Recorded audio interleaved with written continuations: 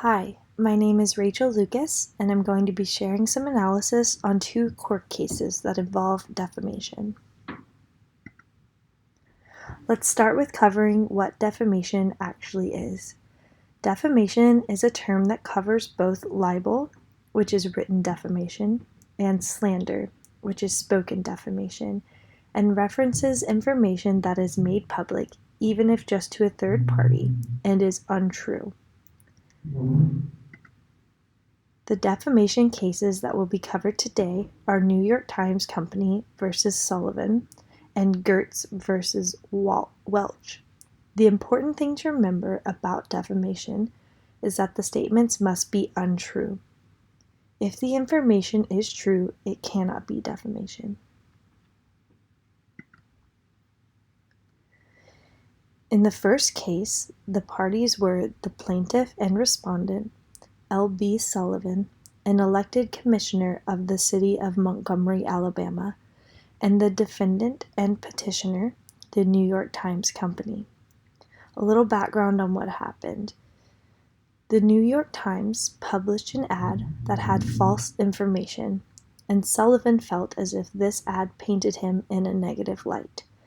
According to Sullivan, since part of his duties were to manage the police in Montgomery, and the ad mentioned some actions the police committed that could be viewed as negative, Sullivan was under the impression that this reflected poorly upon him. In the ad, he was not mentioned by name or described in any way other than when the police were mentioned. Sullivan was a public official. He, the plaintiff, had to prove that the acts of the defendant were malicious and not simply negligent. That means that even if the New York Times did not do proper research into the advertisement to see if it was true, that negligence in and of itself was not malicious, so Sullivan needs to prove a malicious intent. The plaintiff also has to prove that the release of the defamatory ad actually caused him injury in some way, whether that be to his reputation, standing, etc.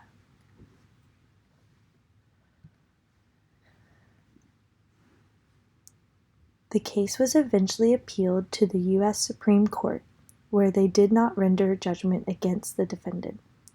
Because Sullivan was a public figure and not a private person, and because the advertisement was part of a paid commercial and not something written explicitly by the New York Times, the Supreme Court did not find the Times liable for defamation of any kind.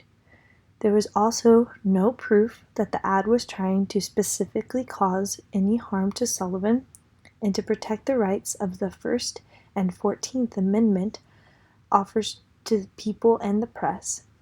The New York Times, again, was not held liable to keep the privilege for the citizen critic of government.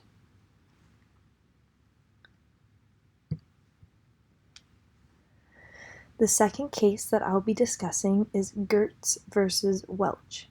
The plaintiff and petitioner was Elmer Gertz, an attorney and private person, and the defendant and respondent was Robert Welch Incorporated, also known as the John Birch Society.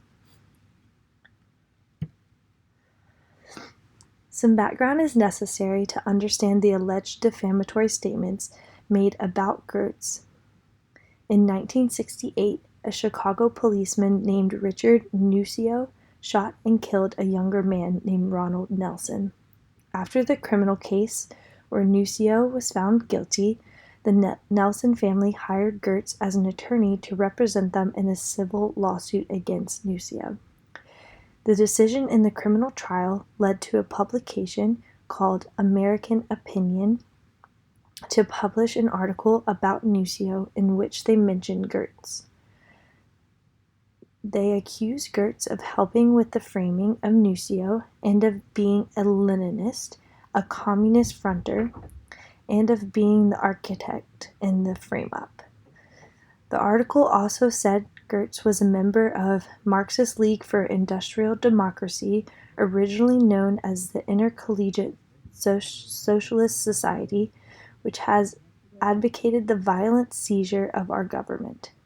Another note to mention is that the managing editor of the magazine did nothing to verify the allegations against Gertz.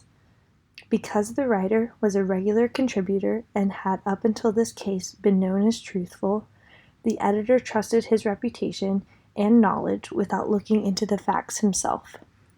This case probably had a huge impact on Gertz's reputation. I think it easily affected his professional reputation. Most people would be less likely to hire someone if they've seen in a magazine that that attorney is framing people or involved with communists. It quite possibly had a negative impact on his personal reputations as well.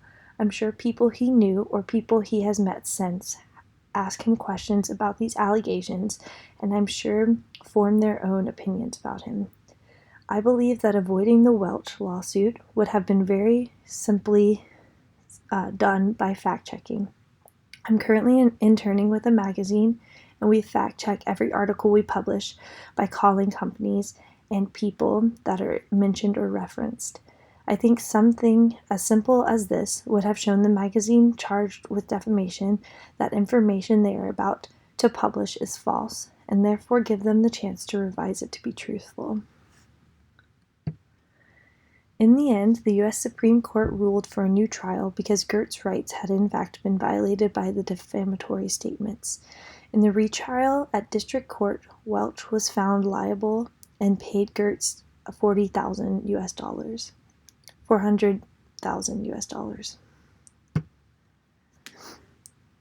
In the state of Washington, where I live, the laws around defamation are very similar to that of the general defamation laws. One exception would be the laws surrounding public figures.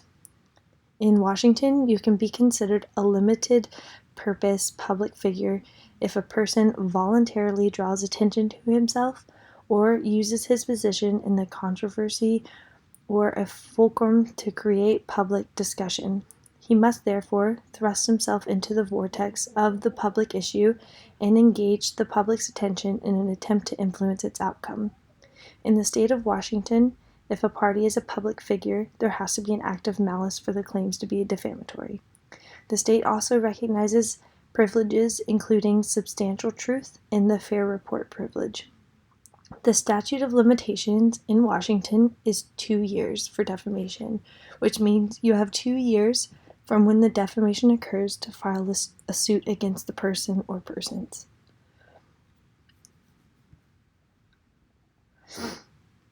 Applying these cases to real life is what helps journalists avoid lawsuits.